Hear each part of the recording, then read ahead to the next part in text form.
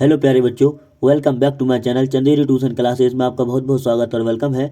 तो आज हम यहाँ पर पढ़ने वाले हैं कक्षा 5 की हिंदी की रेमझम किताब का चैप्टर नंबर कौन सा है, नवा चैप्टर नंबर है और उसका नाम क्या है, एक माँ की बेबसी। एक माँ की बेबसी हम चैप्टर यहाँ पर नवा पढ़ने वाले हैं। तो चलिए वीडियो को स्टार्ट कर लेते हैं। वीडियो चालू से करने से आपसे पहले एक ही निवेदन है कि अगर आप चैनल पर नए हैं तो चैनल को सब्सक्राइब जरूर करें और बेल आइकन को प्रेस करें। तो इस पार्ट में हम इस वीडियो में यहाँ पर ये चैप्टर है एक माँ की बेबसी उसको समझेंगे।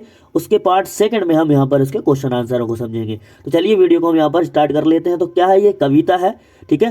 तो इस कविता को पढ़ते समय आंखों के सामने कई चित्र बनते हैं। बचपन का चित्र, बचपन के खास समय, खेल और साथियों का चित्र। उन साथियों में एक खास साथी और एक खास साथी रत्न का और एक माँ का चित्र। इसे पढ़ो और महसूस करो। अब कविता है, यहाँ पर देखो, कविता धीरे धीरे पढ़ने की चीज़ है। कविता को यहाँ पर क्या बताया गया है कि कविता धीरे धीरे पढ़ने की चीज़ है। उसे मन में उतरने में काफ़ी समय लगता है। क्या लगता है उसे उतरने में? काफ़ी समय लगता है। कभी कभी तो बरसों बाद हम बचपन की पढ़ी कविता पढ़ते हैं तो लगता है पहली बार पढ़ा है इसे। कविता पढ़ने के बाद मन के किसी कोने में घर बना लेती है। किसी मौके पर वह उभर आती है।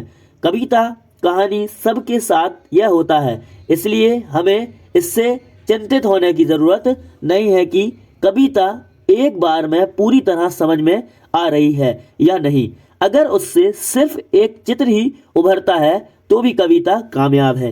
कविता का मतलब क्या होता है? कविता जब भी लिखी जाती है तो कविता में डायरेक्ट हमें समझ में नहीं आता। अगर दो लाइनें समझ में आ गई ना तो वो ये कहना चाह रहा है कि आप जो समझो कि बहुत कामयाब हो गए अगर आप दो लाइन भी उसकी समझ गए तो। कविता मतलब ऐसी एक कला है लिखने की, कवियों की, कि वो किस के लिए लिख रहे हैं, किस मौसम में लिख रहे हैं, क्या उनकी सोच है ना, उसमें कैरेक्टर किसको बनाया है उन्होंने, किस पर्पज से लिख रहे हैं, वो सारी बातें उसमें आ जाती हैं। मगर समझने ही वाला उसको समझ पाता है, ऐसे लोग नहीं। जैसे कहानी होती है, कहानी सिंपल होती है, कोई भी व्यक्ति उसको आसानी से समझ सकता है। अगर आप कहानी पढ़ रहे हैं तो आप उसको आसानी से समझ सकते हैं, ठीक है।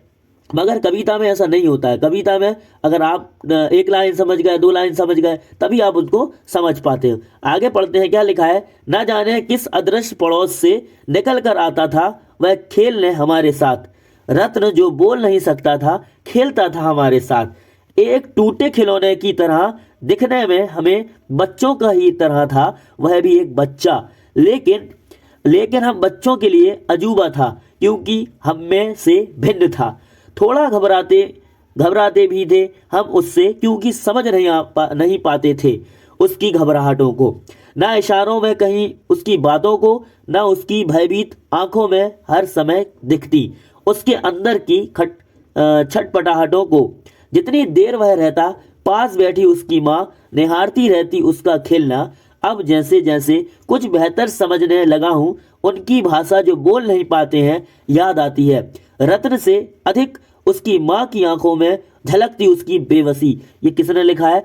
कुंवर नारायण जी ने इसको लिखा है। तो ये कविता किस पर आधारित है? ये कविता आधारित है एक माँ की बेबसी पर। और वो जो लड़का है वो ये समझो क्या है, विकलांग है, और वो विकलांग के साथ वो कुछ नहीं कर पाता है, चल नहीं पाता। जैसे यहाँ पर ये फोटो दिख रहा है हमें, तो ये माँ बैठी हुई है और ये देख रही है कि बच्चे कितना अच्छा खेल रहे हैं, क्या पतंग उड़ा रहे हैं, कोई कुछ खेल रहा है, पर उनका बच्चा हमेशा उसकी साइड दिखा रहा है कि ऐसा करते हैं, ठीक है। वो एक रत्न है, मगर वो एक ऐसा बच्चा है जो घबरा जाता है जल्दी से, है ना। वो अजूबा सा है एक, ठीक है। वो आंखों से उसकी भयभीत दिखती है, ठीक है। उसकी माँ उसको झटपटाहटों को जितनी देर में रहता है उसकी माँ पास में ही बैठी रहती है, ठीक है। तो ये क्या है? ये कविता है। इसको समझना बहुत ही मुश्किल का काम रहता है। तो आई होप ये आपको वीडियो यहाँ तक समझ में आ गई होगी पार्ट 1 में। अब पार्ट 2 में हम इसकी बारे में क्वेश्चन आंसरों के बारे में डिस्कस करेंगे। और अगर अभी तक आपने क्लास 5 की वीडियो नहीं देखी है पूरी तो आप जाएं, प्लेलिस्ट में जाएंगे तो आपको वहां पर सब अलग अलग तरह की प्लेलिस्ट